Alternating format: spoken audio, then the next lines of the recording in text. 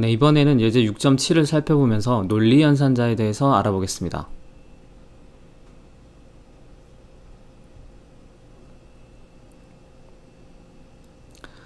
예제 6.7은 어떤 문자를 입력한 경우 그 문자가 알파벳인지 숫자인지 혹은 특수문자와 같은 그 외의 모든 것인지를 구분하는 프로그램입니다. 그럼 처음부터 한번 살펴보면 우리가 앞 시간 예제에서 사용자가 입력할 숫자를 넣을 변수로 number라는 변수를 사용했는데 이번에는 숫자가 아닌 문자열을 입력받을 수 있는 letter라는 변수를 선언했습니다. 이때 변수 letter의 데이터 타입을 살펴보면 앞에서 배우지 않은 string 타입이라는 것으로 선언되어 있습니다. 이 string 타입이란 스위프트에서 제공하는 기본 데이터 타입 중 하나로서 문자열을 저장할 수 있는 자료 유형입니다. 그 다음에 if문이 나오는데 if문 안에 어떤 조건식이 뭔가 복잡하게 구성되어 있습니다. 그리고 한 번도 보지 못한 이런 연산자들이 나오는데 이 연산자들을 논리연산자라고 합니다. 연산자의 종류에는 산술연산자, 비교연산자, 논리연산자 등이 있는데 산술연산자는 우리가 앞에서 살펴본 대로 P연산자들을 더하고 나누고 빼고 곱하는 등의 역할을 하는 연산자입니다. 그리고 비교연산자는 P연산자들 사이의 관계에 따라 크고 작고 같음을 비교하는 연산자입니다. 마지막으로 논리연산자는 복합관계를 평가할 때 사용하는 것으로 논리곱 연산자인 AND와 논리합 연산자인 OR가 있습니다. 이 부분도 우리가 알고 있는 상식과 맞닿아 있습니다. AND를 우리말로 하면 그리고인데 그리고는 두 조건이 모두 충족되는 것을 나타냅니다. 예를 들어 그는 남자다 그리고 학생이다를 한번 해석해보면 그는 남자이면서 학생인 것입니다. 여기서 어떤 사람이 그는 남자이면서 학생이다라고 표현을 하면 맞는 말이 됩니다. 그런데 그는 남자이지만 학생은 아니다라고 말하면 그 사람의 말은 거짓이 됩니다. 또 그는 남자는 아니지만 학생이다라고 해도 그 말은 거짓이 됩니다. 또 그는 남자도 아니고 학생도 아니다라고 하면 이 또한 거짓이 됩니다. 다음으로 5어를 살펴보면 5어를 우리말로 하면 또는입니다. 그러면 그는 남자다 또는 학생이다라는 말은 두 조건 중 하나만 해당돼도 맞는 말이 됩니다.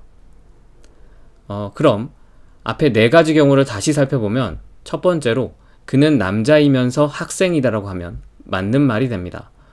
두 번째로 그는 남자이지만 학생이 아니다라고 말해도 맞는 말이 됩니다. 세 번째로 그는 남자는 아니지만 학생이다라고 해도 그 말은 맞는 말이 됩니다. 마지막으로 그는 남자도 아니고 학생도 아니다라고 하면 이 말은 거짓이 됩니다.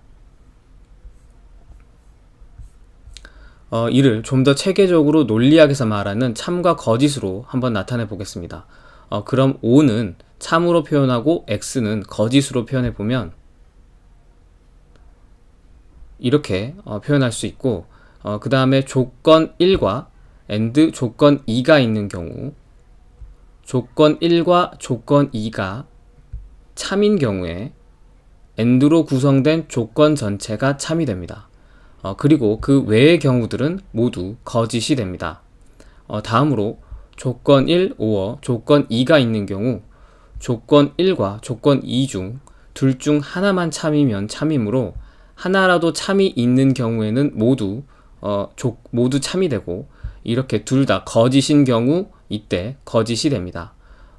그럼 이를 한번 식으로 표현해서 어떻게 쓰는지 한번 살펴보겠습니다. 논리식은 관계식과 함께 복합적으로 쓰이게 됩니다. 예를 들어 이런 식이 있는 경우 비교연산자를 사용한 부분이 관계식이 되고 논리연산자인 AND를 사용하는 부분이 논리식이 됩니다. 지금 이 식은 두 개의 관계식과 한 개의 논리식으로 구성되어 있습니다. 이 식을 평가하기 위해서 무엇을 먼저 평가해야 하는지 우선순위가 문제가 됩니다. 먼저 관계식은 논리식보다 먼저 평가해야 합니다. 그럼 관계식이 두 개가 있는데 일반적인 결합성에 따라 왼쪽부터 평가하고 그 다음에 오른쪽 관계식을 평가합니다. 그럼 이 부분이 먼저 평가되는데 1은 2보다 크다고 나타나 있는데 1은 2보다 크지 않기 때문에 이는 거짓이 됩니다. 그리고 이 부분이 평가돼서 3은 4보다 작기 때문에 이 부분은 참이 됩니다. 그 다음 논리식이 평가되어 거짓, and, 참으로 되고 and는 둘 다 참이어야지 참이므로 이 부분은 이 전체 논리식 부분은 거짓이 됩니다. 이렇게 절차적으로 복잡하게 설명을 했는데 우리는 이 간단한 식을 보면 무엇을 먼저 평가하는지에 대한 순서는 상식적으로 대부분 알고 있기 때문에 그대로 자연스럽게 평가하시면 될 것 같습니다. 그런데 이렇게 절차를 설명하는 이유는 컴퓨터의 평가 횟수를 설명하기 위함입니다. 다시 이 식을 살펴보면 왼쪽 관계식인 1이 2보다 크다라는 이 식은 거짓입니다.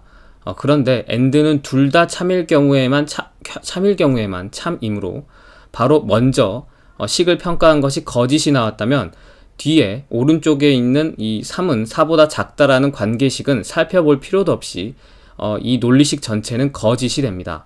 따라서 이때 컴퓨터는 오른쪽 관계식인 3은 4보다 작다라는 식은 평가하지 않고 바로 거짓으로 판단을 내려 판단 횟수가 줄어들게 됩니다. 이런 판단 횟수가 줄어들면 자연스럽게 실행 속도는 빨라지게 됩니다. 마지막으로 이 논리 연산자들이 오브젝티브-C에서 어떻게 표현되는지 살펴보겠습니다. and는 이렇게 앰퍼샌드라는 기호 2개를 사용해서 표현을 하고 or는 이렇게 생긴 이 기호를 사용하여 표현을 합니다. 이 기호는 엔터 바로 위에 있는 역슬레이시를 쉬프트를 누르고 2번 클릭하면 입력을 할 수 있습니다. 그럼 예제 6.7의 코드로 돌아와서 if 안의 조건식을 평가해 보겠습니다.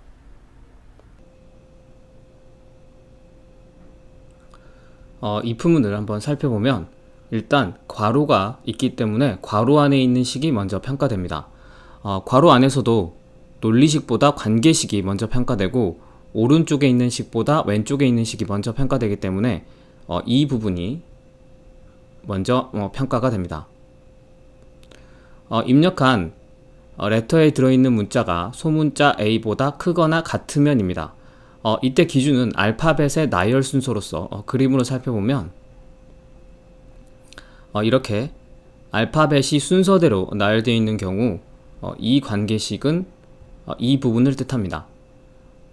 그리고 오른쪽 관계식이 평가돼서 레터는 소문자 Z보다 작거나 같으면입니다.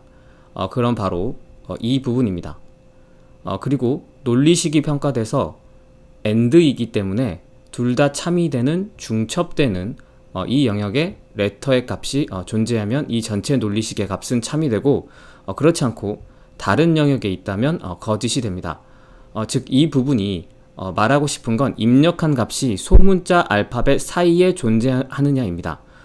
그리고 다음 가로식을 한번 살펴보면 A와 Z가 대문자로 바뀌었을 뿐 똑같은 식으로 되어 있습니다. 그러면 이 부분은 입력한 값이 대문자 알파벳 사이에 존재하느냐라는 것을 평가하는 것입니다. 그리고 이 오어 연산자가 사용된 논리식이 평가되는데 이는 소문자 알파벳 또는 대문자 알파벳인지 평가하는 것으로서 둘 중에 하나라도 해당되어 참이면 if문의 조건식의 값은 참이 되기 때문에 바로 아래에 나오는 프린트가 실행되어 이 문자는 알파벳입니다라는 문구가 화면에 출력이 됩니다. 그리고 만약 이 조건에 해당되지 않는다면 몸체는 실행되지 않고 else if문으로 와서 다시 다른 조건에 의해 평가를 하게 됩니다. 살펴보면 입력한 값이 0보다 크거나 같고 그리고 9보다 작거나 같으면인데 둘 다 숫자가 따옴표로 둘러싸여 있습니다. 이는 숫자를 숫자 개념이 아니라 문자로 사용하는 것으로서 0과 9 사이에 있는 그 숫자들 사이에 어떤 숫자를 사용하고 있으면 조건에 부합한다는 것을 뜻합니다. 즉 0부터 9까지의 숫자로 사용하고 있다면 조건에 부합해서 다음에 나오는 프린트가 실행되어 이 문자는 숫자입니다 라는 문구가 화면에 출력되게 됩니다. 그리고 알파벳도 아니고 숫자도 아닌 경우에는 else 이하문이 실행돼서 프린트를 통해 이 문자는 특수 문자입니다 라는 문구를 화면에 출력을 합니다. 프로그램을 실행시키고 알파벳, 숫자 혹은 그 특수 문자 같은 걸 입력해 보면